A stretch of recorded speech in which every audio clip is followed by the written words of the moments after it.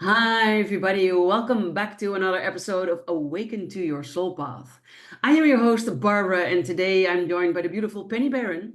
And we will be talking today about how your past lives and your reincarnation can affect your life in the now. And I've been looking forward to this talk because we haven't spoken about these topics yet on Awaken to Your Soul Path, and I think they are very important because during my journey, I've discovered how much the past influenced me in the now, and I think this will be very eye-opening to lots of people. So thank you so much, Penny, for being here and agreeing to talk to me about this topic here on the show today.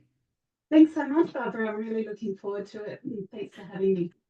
Me too. And so we talked a little bit about it in our pre-talk. So what are your experiences on in this area, right? Because you shared a little bit about something that came up to you and that influenced you greatly. So I'm not going to take your words away, but would you mind sharing a little bit about that? Yeah, sure. So I've been in a meditation group for about 25 years, maybe a little bit more. But before then, I was kind of feeling a bit lost and I'm feeling very different from the rest of the people around me. I grew up in a very kind of conventional upbringing, and was having all these experiences even back then that nobody could explain. Mm. So after being in the meditation group for about probably 10 years at the time. Um, I had just given birth to my third child, and he had a lot of reflux and a lot of issues where I just didn't sleep like for months. I Mm. made average probably 2 hours sleep a night. I was desperate. I was so beside myself. And he was a little bit older by then, and things had settled down a little bit, but it felt like it kind of ripped away a filter or something. Something Mm-hmm. changed in me and I wasn't able to filter stuff out quite as well. And I was having all these weird dreams, weird impressions. Like I'd meet someone and there'd be all this kind of stuff coming up, and I'd be like, what's going on there? And I'm usually a fairly, I guess you'd call it empathic person where I pick up impressions. Mm-hmm. Um, but back then it was just next level. So anyway, this one day, and I was able to kind of go, oh yeah, well, this is just part of, we're all, New mothership. yeah, Yeah. we all do that on some level anyway. So I was at this party, and it was a New Year's Eve party, and I remember my son was quite young, like before one. Anyway, I was introduced to this guy, and the minute I saw him, I recognized him, even though I'd never, ever seen him before. And I was just, it was doing my head, and I was like, who is this man? And I knew that I should have known him because there was Mm-hmm. this where, you know, that thing when you come across an ex, there's still that little echo of affection, like you want to kind of do something that you might have done back when you were together, like running my hand down the back of his neck and all of that kind of thing. So there was this urge to do that, which was so weird because I'd never seen him before. And I also had this urge to slap his face so hard that it would Mm-hmm. leave bruise. I was so angry I wanted to punch him. And I was like, what the hell? So I sat there and tried to be normal. And I was sitting there going, oh, yeah, yeah, this is just okay. You know, you've learned about past life memories. You know that this is a past life memory. So just chill, just chill. But I was so disturbed by it, I got really drunk. And I was kind of racking my brains trying to work out what to do about the situation. Anyway, I got so drunk that I lost control. I'm ashamed to say, and I was following him around, going, "You're an asshole! You're a rat bag! How dare you!" And he was like really angry, as you can imagine. And I also followed his new fiance around, going, "Watch out for him! He's going to gamble all your money away and cheat on you." And not look after you properly and just basically treat you like shit. Mm-hmm. And woke up the next morning to these eyes just burning into me, going, "You don't know me from a bar of soap, just fuck off." So yeah, I was really mortified. So I sent him a message saying, "I'm really sorry, I don't know what happened." And of course, I did know exactly what had happened.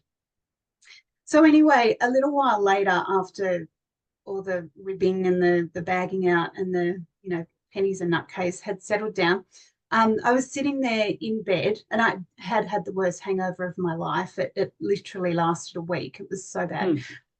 So I sat in bed and just sat in a meditation and went, just, you've got to give me more information. I need to know more about this. Give me some context. So Mm. I had this dream. It was the 1920s. And this guy and I, but it wasn't me, it was somebody else. And her name was Isabel. We were together and, soon to get married. And it was in the US somewhere. I don't know exactly where, but in maybe one of those mining towns like Reno or something.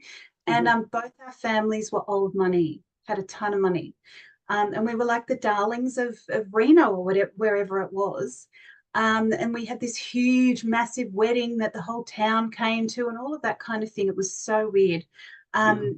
And we were partying, basically. We were having all this fun.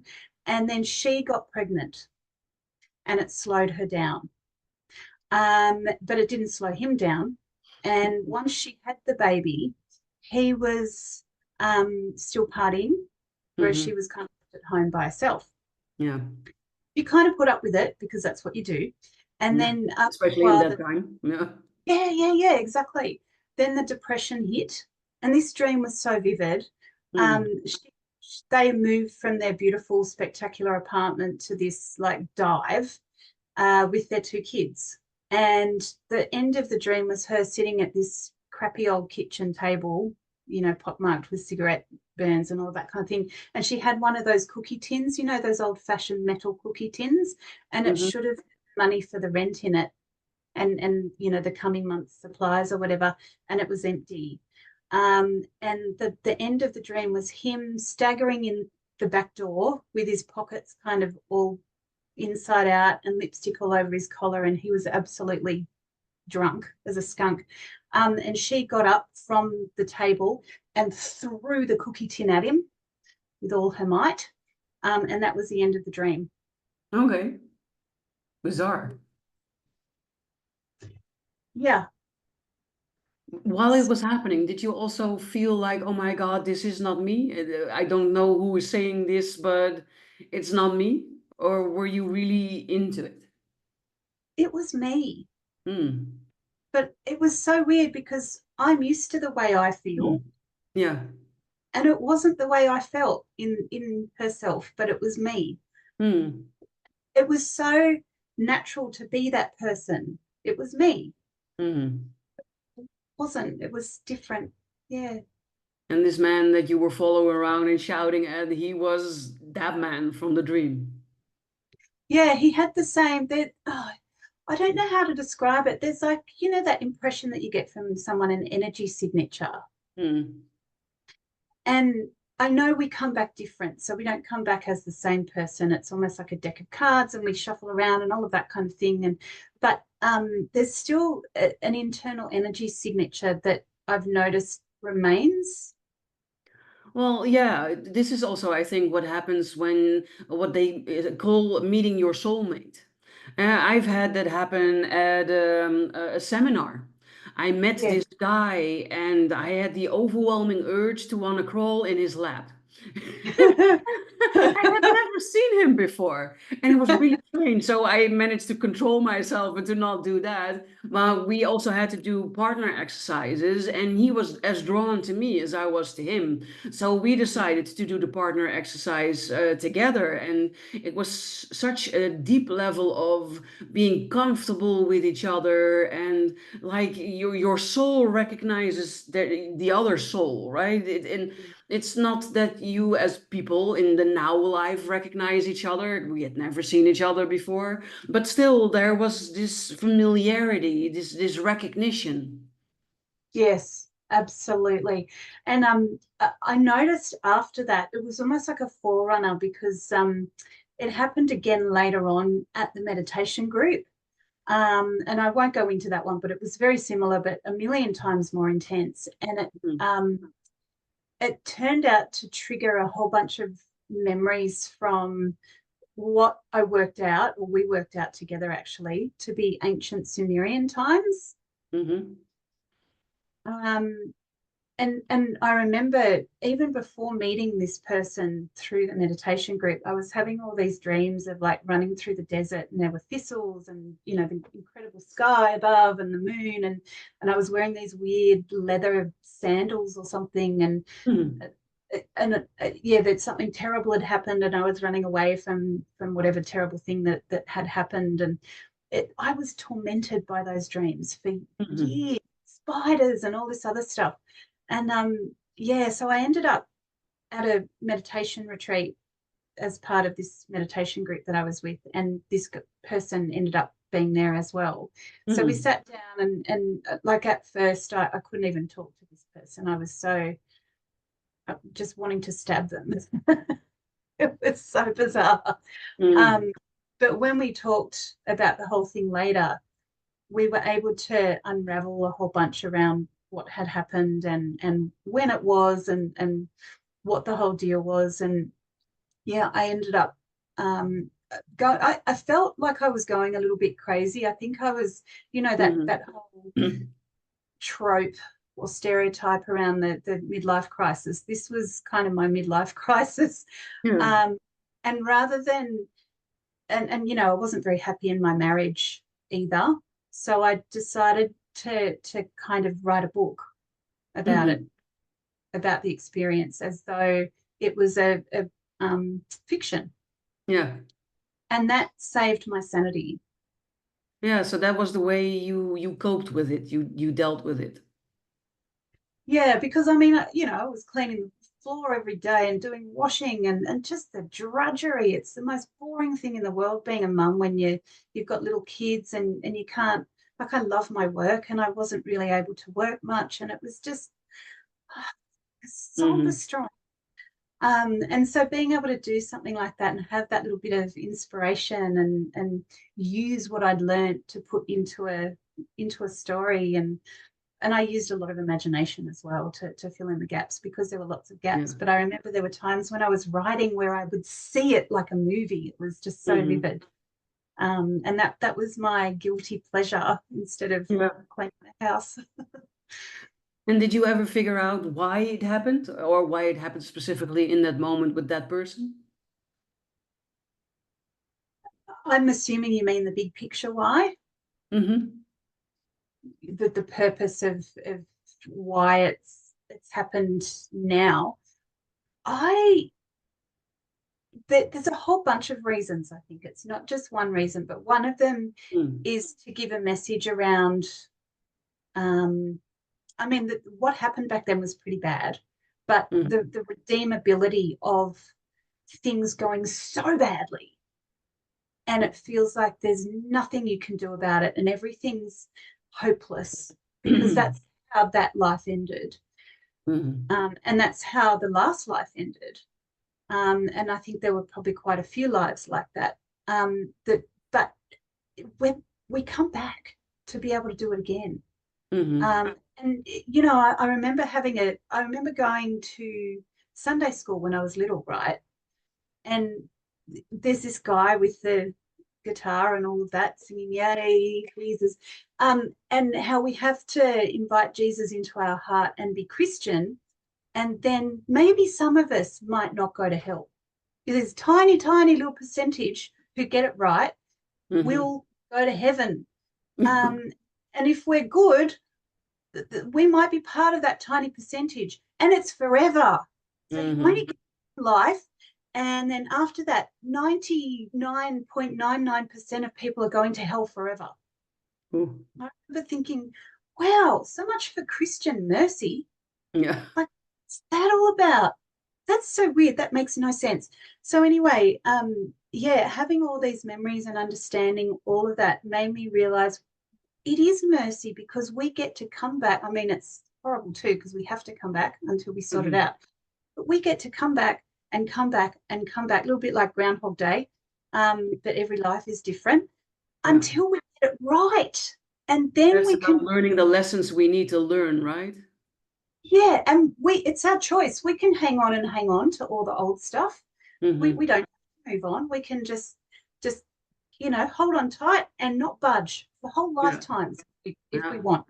Yeah. But we have to then come back and eventually, and I think that's where, I don't know if you're religious or whatever. I wouldn't call myself religious, but I have sensed this incredible intelligence out there. Oh my God, that was Well, really I believe scary. that I call it source energy. I don't believe in fixed religion like Christianity or Catholicism, Yes. all those things, no. But yeah, I do believe that there's a greater source out there. Yes. Yeah. And we as humanity, we've chosen to come here and learn these lessons. It's almost like Earth is one of those planets where we get to do the hard yards. Mm-hmm. And we can't leave until we get stuff right. Well, yeah, Um, or transcend to the next stage. Transcend, Yeah. exactly.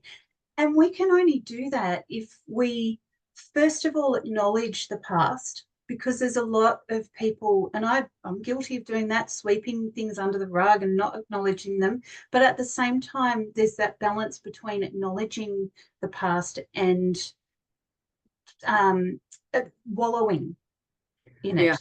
Mm-hmm. And I think, I've done both, not acknowledging and wallowing, and all that victim stuff, because I've had a lot of trauma in my life. Mm-hmm. So I've had to work through all those stages, and I think the stages of grief where it looks really nice and kind of linear on paper, and it's a mess. Mm-hmm. Really, it's like that kind of healing from trauma. There are these stages that you go through, and one of them is grief, but it's a mess. It's not linear, and you do this little bit here and that little bit there. No, it's not that you have this and then that and then that. No, you can be here and then there and maybe fall back and then go forth and then go back and then go that way. Yeah. And then you get triggered and all of that kind of thing. So, um, and I think getting over trauma is kind of the same as getting over past lives.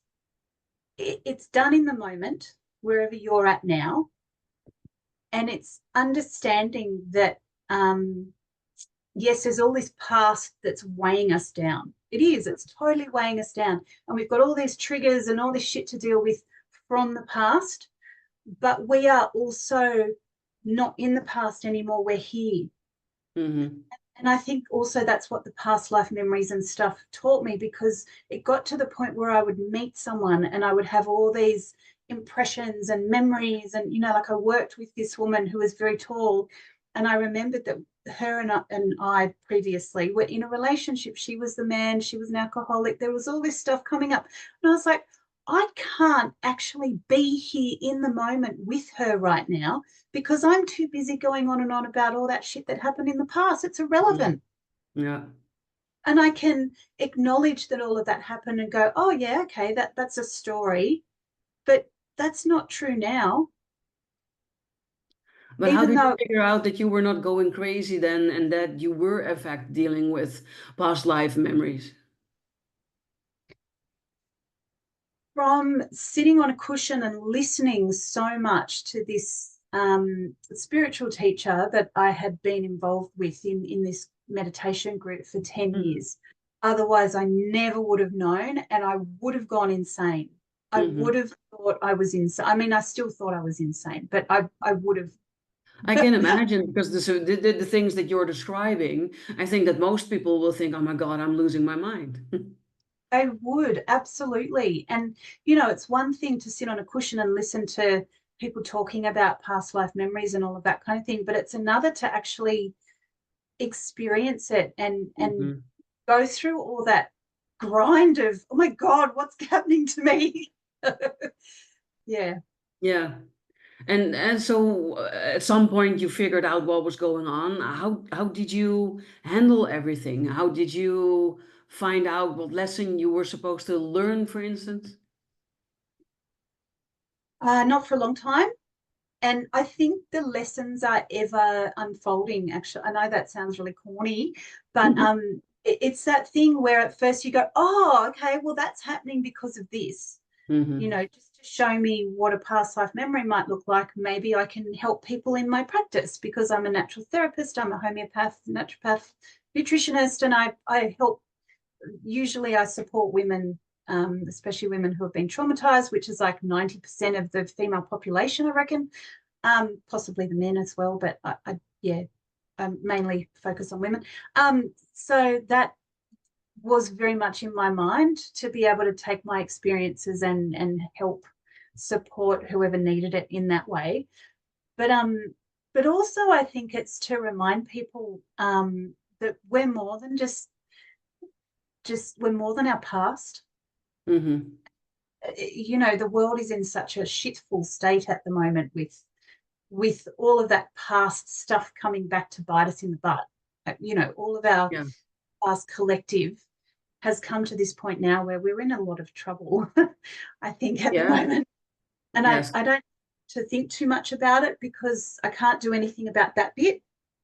And you know, that thing around, what can I do to help the world? And I think that's where this is at for me, in that whole picture thing, is that to for me, I remember feeling really despairing because all this shit stuff is happening in the world, and Mm-hmm. I'm like one person.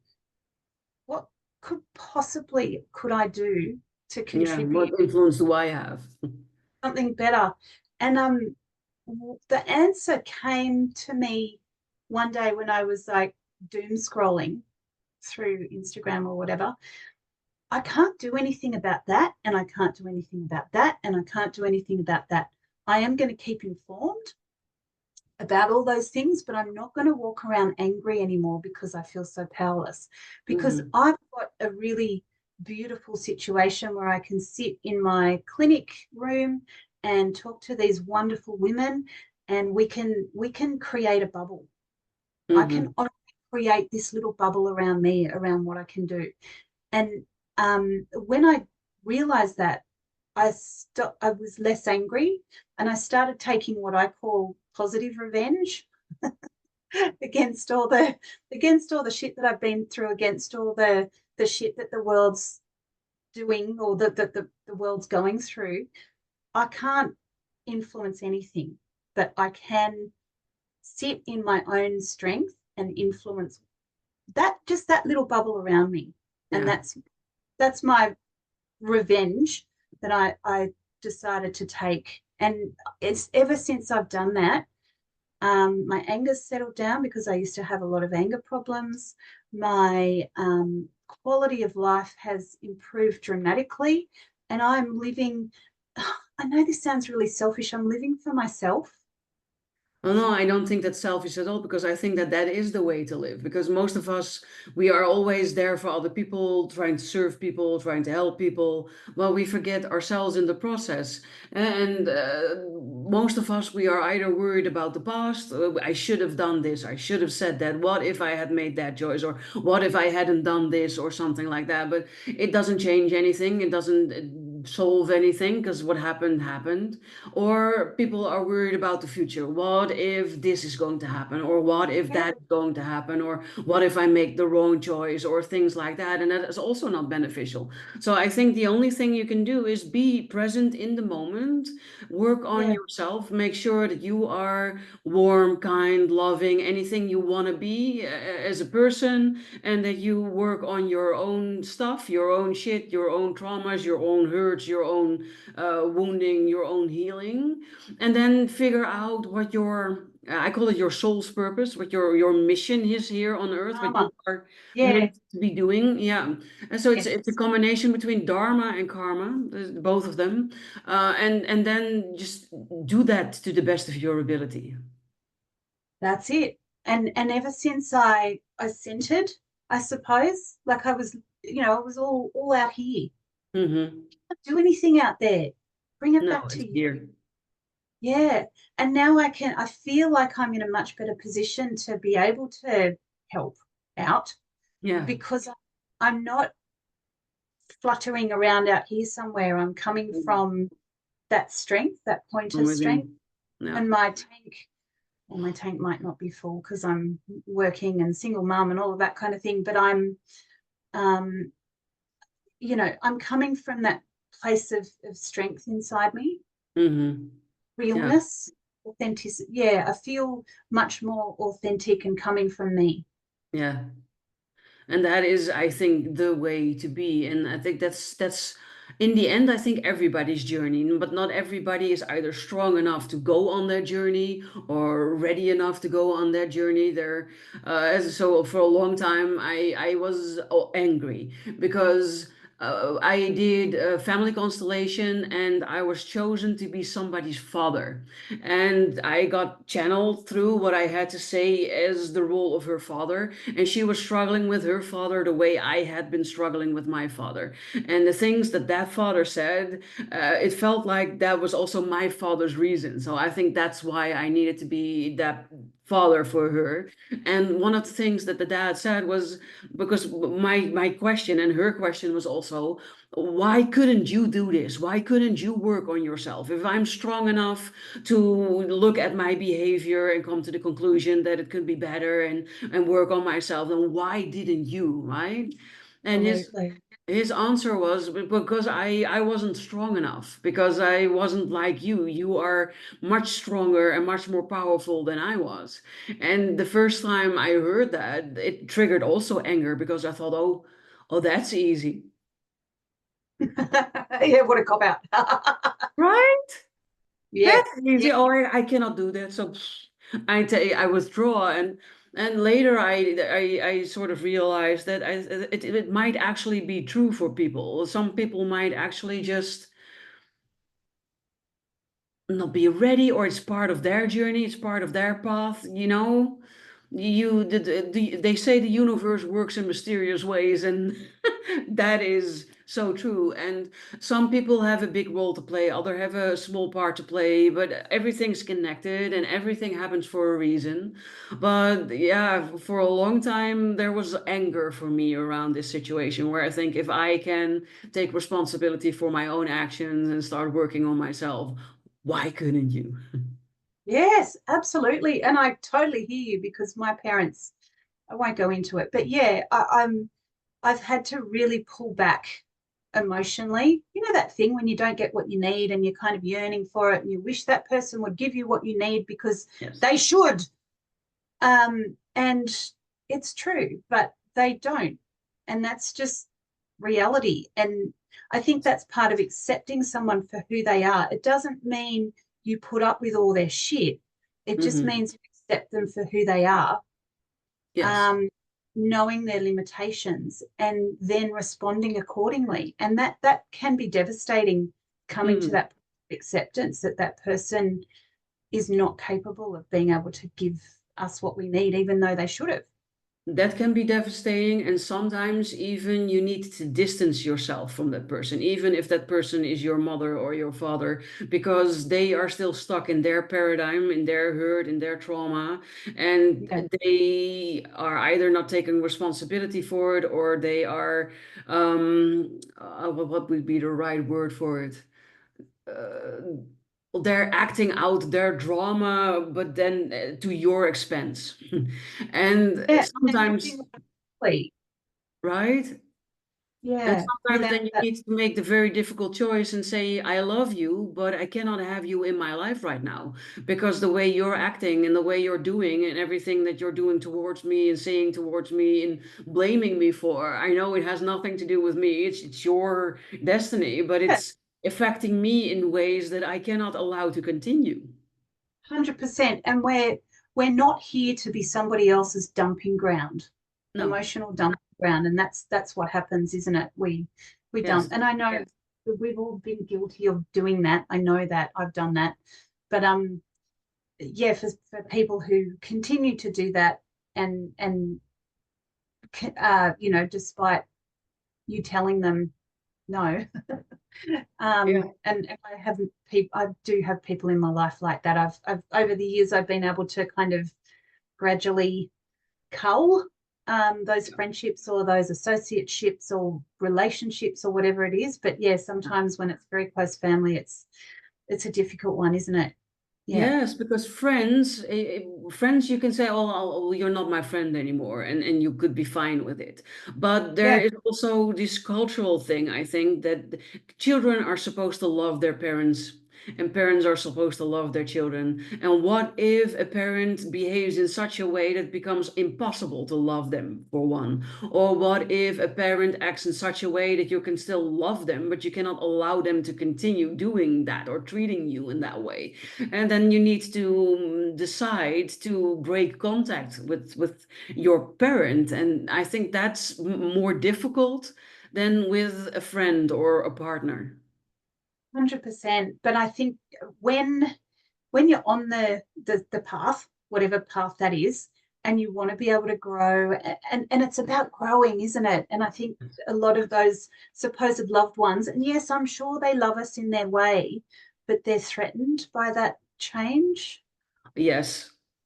And we get so triggered by that old behavior because it's ingrained in us, that Mhm. it's really difficult to move on without putting some kind of boundary up and saying no, that, here's the rules of engagement, and if you don't follow those rules, and Yeah. they need to be there because otherwise they hurt us, then we have to go no contact.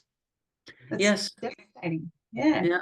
Yeah, yeah, and that requires growth and contemplation and insight and in healing, because it also requires us to heal to such a point where we can be strong enough to say, well, my boundary is here, and you repeatedly crossed over it. No matter what I tell you, no matter what I try to do, you keep crossing it. So what am I supposed to do now, right? There is a boundary there, and for my protection and for my health and for my growth, I need to enforce it.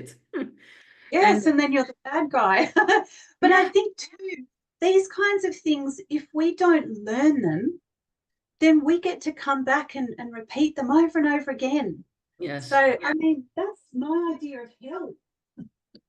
Well, yeah, exactly. And I've been working a lot with human design in combination with the gene keys, and they have taught me so much. Together, they've basically answered every single question I've ever had about myself, about my job, about my business, about my family, about my parents, my relationships, every single thing.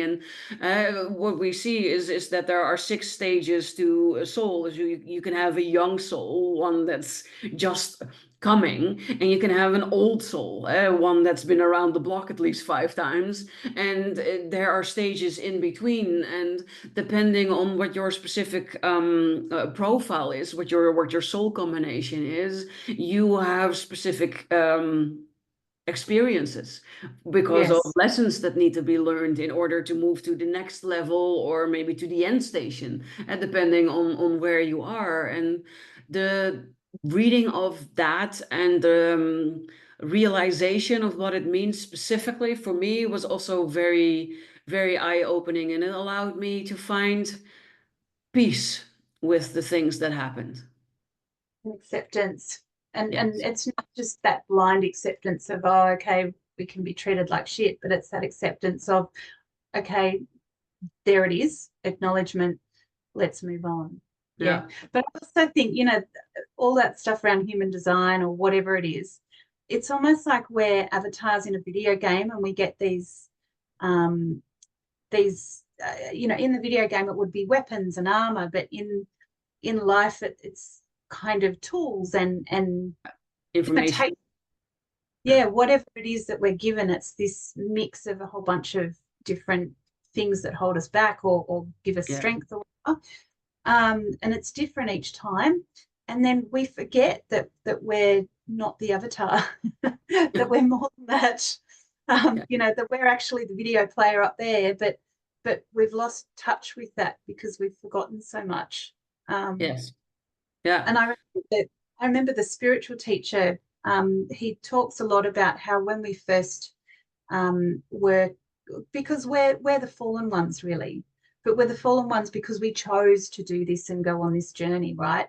But Mhm. because there weren't any hierarchies that were able to make our physical bodies that suited us, we had to take on bodies that were of animal kind of origin. Mhm. So the bodies are really dense, and they're still dense. We're still evolving those bodies to the point where we can actually drive them properly Mhm. as a soul, as a higher higher entity. Yeah, because I do think that we can also reincarnate as an animal. I have a very deep bond with my cat, and I know in a previous life she was one of my children. Yeah, I don't know what to feel about that because for me, I feel that we only go forward and the animal um, souls are evolving.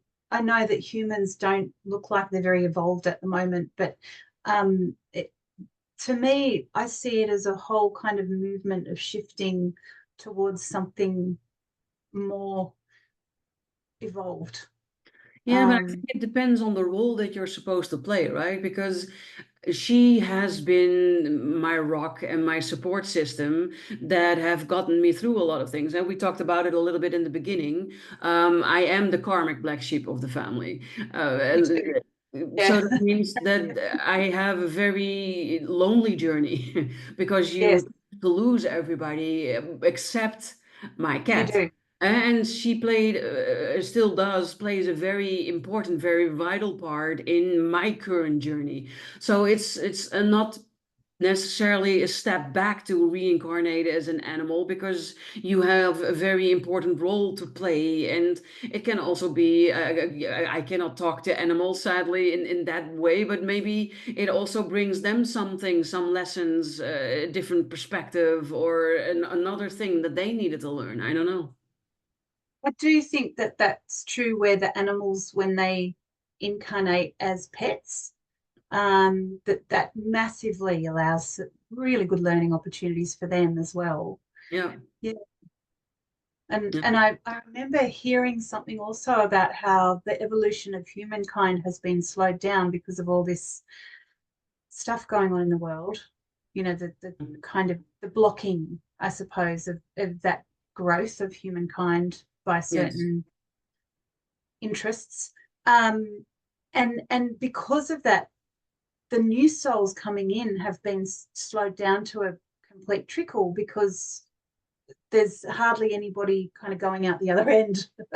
So, you know, Mhm. all those animal souls that want to incarnate as human, they can't yet because we're stuck as humanity. Because, Mhm. you know, we've been kind of dragged through the school system and told that reality is like this. Yes. And we're conditioned now. We're so conditioned. I've just been working a lot on conditioning and how to kind of reverse that a little bit because our Hmm. conditioning drives us from that subconscious level and it's so Yeah. powerful. And the Yeah. school system is very involved in cementing that conditioning. It's oh my I call God. them the rules, the bullshit rules of life about how things are supposed to be, or how you're supposed to act, how things are supposed to be done, who you're supposed to be. And it keeps Yeah. you stuck. Yes, for sure. Yeah. And I But I can also see feel with like the times are shifting right now. yes, Things are being shaken, and people are being shaken, and it's time to get unstuck.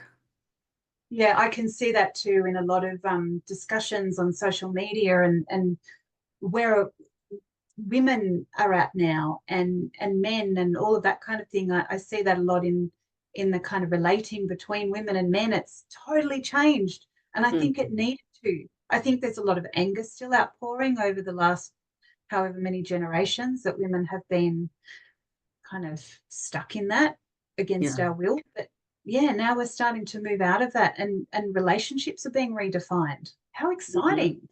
Yeah, You male know, female energy and dynamics are being redefined even. Yeah. yeah, and I see all this negativity of women don't know how to be women anymore.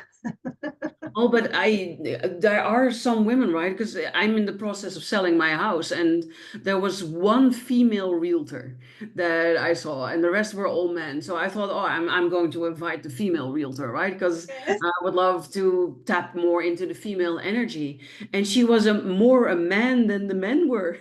She was really, ding, ding, ding, ding, ding, step, step, and this is who I am. And if you don't like it, then we're not a good match. Really like that. And I was thinking, okay then. Wow. Right. And she was Yeah. wearing business suit, pantsuit, right?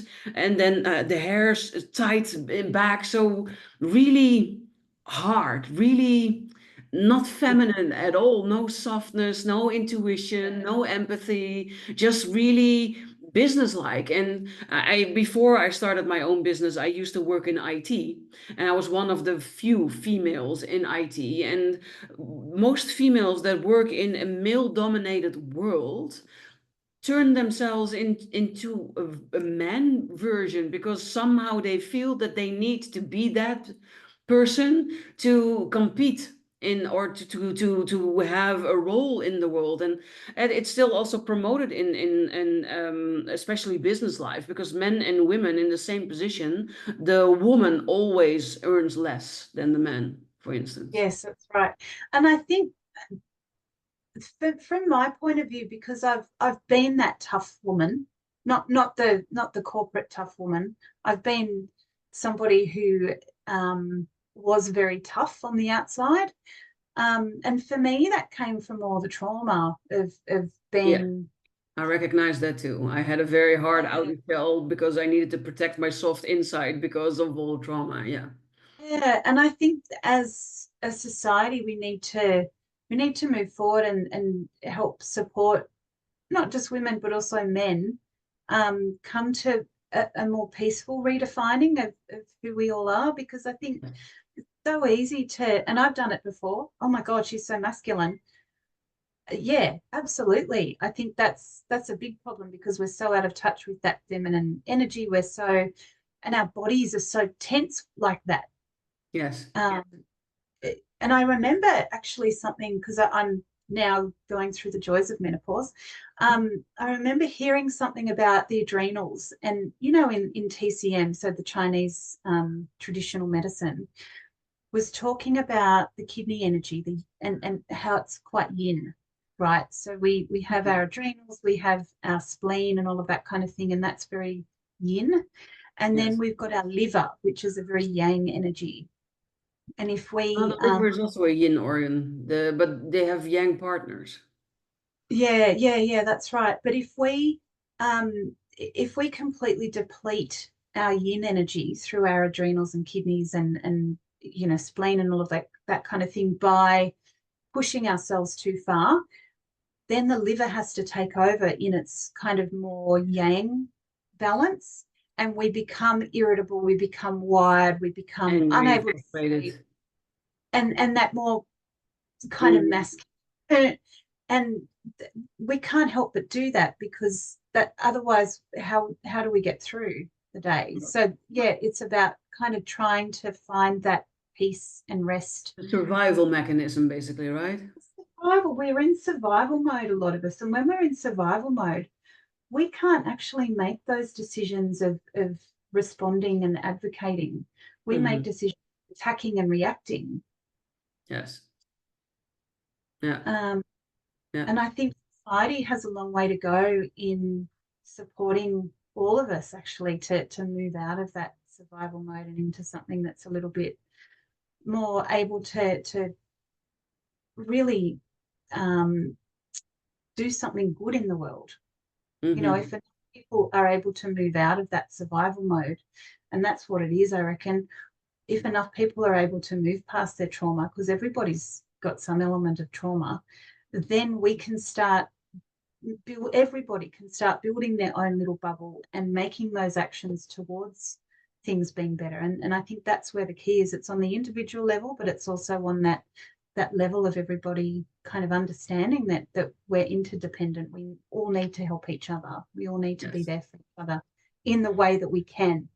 Yes. And that is the more female energy, the softer energy, the intuitive energy, the healing energy, the nurturing energy. Yes. Yeah. Oh, Yeah. I've been loving our conversation, Penny. So thank you so much for everything that we've talked about. I can also imagine, if you are watching and listening, that you had some questions. So if you have questions for Penny, please put them in the comments. I will make sure that she knows about them and that she can answer them for you. And it would also be great if you could maybe share your biggest insight out of our talk today. I would love to read all of those. And I can also imagine that you think, well, I want to talk to Penny because I am going through something and it feels like I'm losing my mind, and resonate with her story so much, and I want to reach out. So where can people find you, Penny? How can they reach you? Yeah, I work, well, my day is at the Harbord Homeopathic Clinic, so that's where I consult from. And that's in Sydney, Australia. So I know it's a little bit tricky because this is a worldwide lovely channel. So yeah, I can put all my details up on somewhere if you would Yeah. like, but that's kind of my main area. And I use a lot of homeopathy, which is kind of considered the psychotherapy of the natural therapies, Hmm. uh, where you connect. Oh God, I just love that connecting.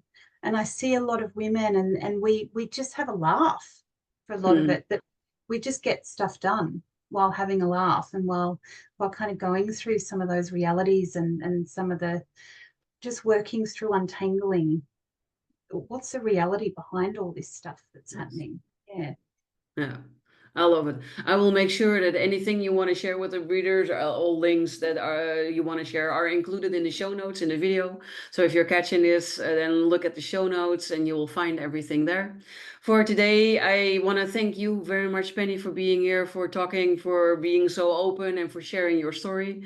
And I want to thank you, of course, watcher, listener, for your ongoing support for this channel and for tuning into this talk today. Thank you so much. Thank you so much, Barbara. This has been really fun.